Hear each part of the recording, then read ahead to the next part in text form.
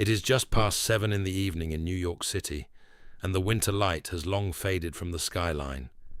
Nearly 2,500 miles away in Tucson, the desert is wrapped in darkness, broken only by searchlights sweeping across the foothills. 10 days have passed since Nancy Guthrie was reported missing. The official updates have grown thinner, the speculation louder, and the waiting heavier. Volunteers continue combing rugged terrain, while law enforcement follows up on tips that seem to multiply by the hour. Yet amid the noise and urgency, one presence remains strikingly restrained: Savannah Guthrie.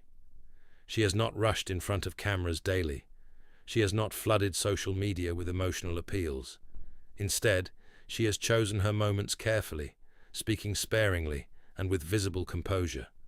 For some, that calm feels puzzling. For others, it feels deliberate. The silence that sparked questions. In a media world fueled by immediacy, silence often becomes its own headline. Savannah's measured public appearances have sparked debate about what strength should look like in crisis.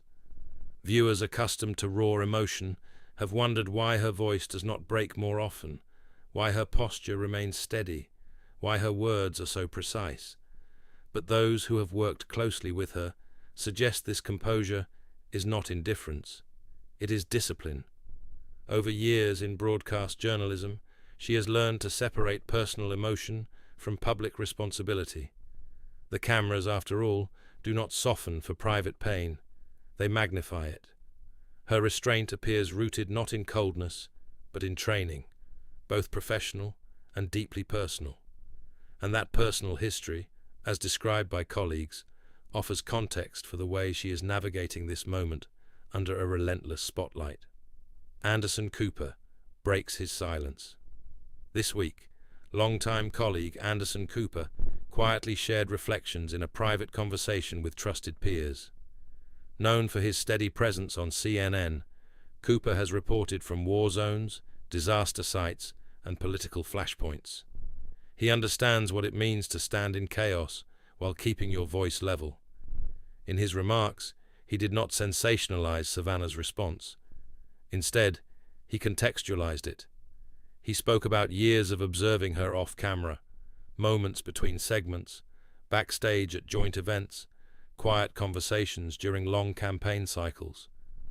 According to those present, his tone was reflective rather than dramatic. He suggested that Savannah's composure is not a performance designed for optics, but an instinct shaped long before television studios and national broadcasts entered her life. The mother who shaped the daughter, Cooper, described Nancy as a resilient woman who raised her children with firmness and resolve after losing her husband at a young age.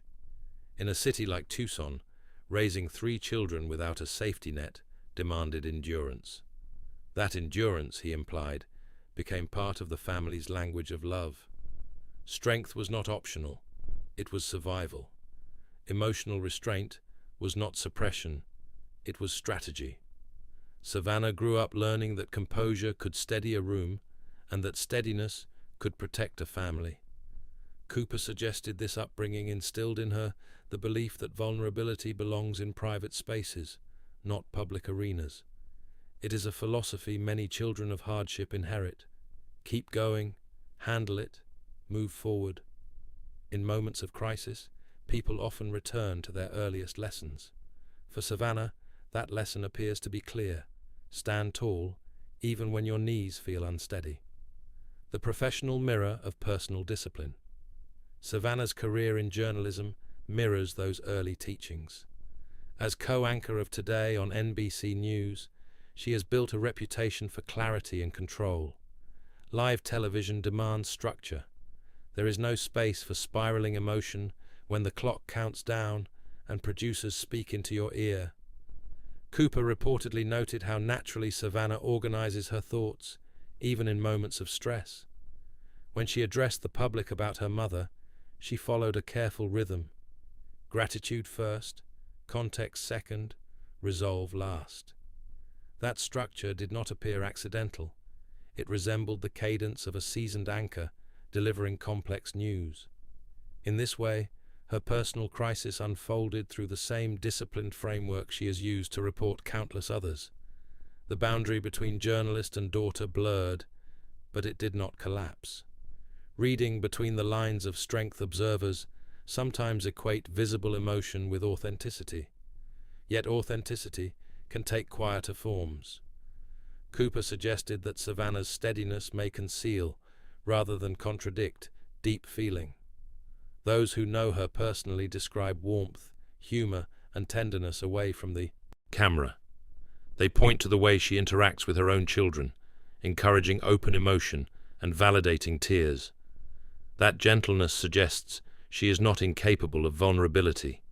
Instead, she appears selective about where and how she reveals it. Public appeals during a search investigation carry legal and strategic implications. Words matter, tone matters, even timing matters. Choosing composure may reflect not only personal conditioning, but also careful coordination with authorities. In high-stakes situations, clarity can prevent confusion. Her calm delivery might be less about suppressing fear and more about preserving focus. The cost of constant composure. Still, composure is not without cost. Carrying oneself as unbreakable can become exhausting, particularly when private worry has no outlet in public view. Cooper's reflections touched gently on this possibility. He suggested that strength, when consistently performed, can begin to feel like obligation. In families shaped by adversity, children sometimes internalize the belief that love must be repaid through resilience. That mindset can create remarkable adults, capable, disciplined, admired. But it can also create pressure to appear invulnerable. Savannah's current restraint may represent both empowerment and burden. It shields her from speculation while protecting her mother's dignity. Yet it also leaves little room for visible grief. Those watching should remember that silence does not equal absence of feeling. Often, the quietest faces carry the loudest thoughts. A public story with a private core. As search teams continue their work in Tucson and officials coordinate updates, the broader narrative risks overshadowing the human center of the story. Nancy Guthrie is more than a headline. Savannah Guthrie is more than a public figure. At its heart, this is a family navigating uncertainty. Cooper's comments reframed the conversation from spectacle to inheritance, the way family values echo through adulthood. He did not claim to know Savannah's inner world completely. Instead, he offered perspective shaped by years of professional proximity and personal respect.